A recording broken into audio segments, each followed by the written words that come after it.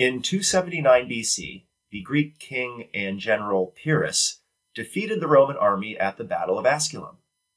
But upon being congratulated for his victory, he replied, "One more such victory, and I will be completely undone." What did he mean by this? Well, he had lost so many resources and so many men in winning the Battle of Asculum that he was unable to continue his campaign and had to retreat to his home kingdom of Epirus. He had won the battle, but lost the war. That's how important resource management is. Welcome, everyone. This is the Dungeons & Dragons 5th Edition Power Gamers Tactics Room. I'm your host, Bill Braun-Bafflestone, and this is the 4th installment of my 7-part series on what I call the 7 tactical aspects of combat, which are, to remind you, 1. Terms of engagement, 2. Maneuverability, 3. Environment, 4. Resource management, 5. Efficiency, 6. Offense, and 7. Defense. And today I wanted to talk about resource management, because ultimately every adventuring day in Dungeons & Dragons is a war, and it is going to include one, if not several, battles. So you want to make sure that you win the war and not necessarily just 1 or 2 battles. So how is this applied to Dungeons & Dragons? I think of resource management in 2 respects. 1, renewability, and 2, threat level.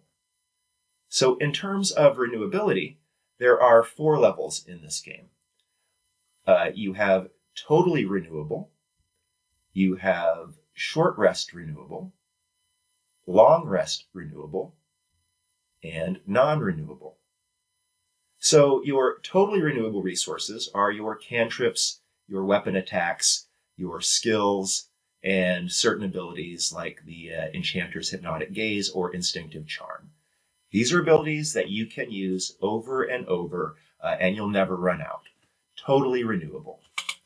Then you have your short rest renewable powers, some hit points, some spells, some abilities, your channel divinities, you know what they are.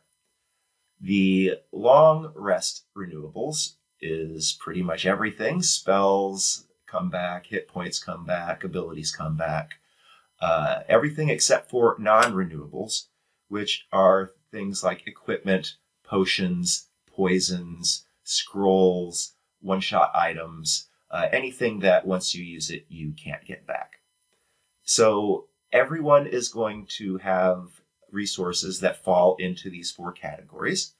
The question is, when do you use them? Well, that's when you need to think about threat level. At every encounter, you need to immediately make an assessment as to its threat level. And there are 4 corresponding levels: low, medium, high, and critical. So low encounters, and this is a general rule of thumb, this is not an exact science, but very generally speaking, I think of low encounters, low threat encounters, as those that you have a 100% chance of winning, a medium threat encounter, one where you have a 75% chance of winning, a high threat encounter where you have about a 50% chance of winning, and a critical threat encounter to be one where you have a 25% or lower chance of winning. So obviously there is some subjectivity here. You are going to have to make some judgment calls, but as a general rule of thumb, that's how I think of it. So these correspond to the renewability levels. If you are in a low threat encounter where you are very highly assured of winning, don't waste any non-renewable resources. Win it just with cantrips, weapon attacks, abilities, and other totally renewable resources. To that end, you're going to need a great cantrip selection. I'm going to do a deep dive into this right after the 7-part series because I see a lot of bad cantrip loadouts out there. You really need to have an array of cantrips that can create different conditions, that create different energy types, that attack different saving throws, that can be used in heavy obscurement, that use an attack roll, etc., etc. I'll talk about that in another episode, as I said. Then you have medium threat encounters where you can start to use some of your short rest renewables, maybe even one long rest renewable, perhaps like a really good concentration spell, because these are encounters that you're pretty sure you're going to win, but it's not inconceivable that they could get the upper hand, and you want to make sure that they don't do that. Now, of course, if you have a high threat encounter where it's 50-50, you're not sure if you're going to be walking away from this, you need to give a solid effort to make sure that you bring the victory home. That's when you start using your long rest renewable options, like your spells and your full array of abilities, etc.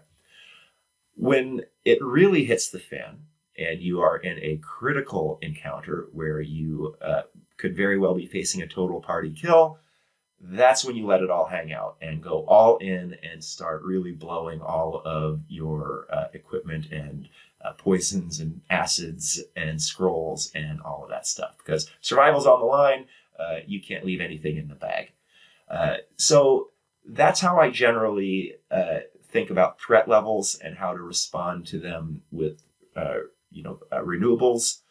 But again, it's not an exact science. There's going to be some judgment calls. The overarching philosophy is that you're trying to win a war and not a battle, and try not to use non-renewable resources when you don't have to. So that's it. That's my analysis of resource management. Thanks so much for watching. Please tune in next time when I talk about efficiency, the fifth of what I call the 7 tactical aspects of combat.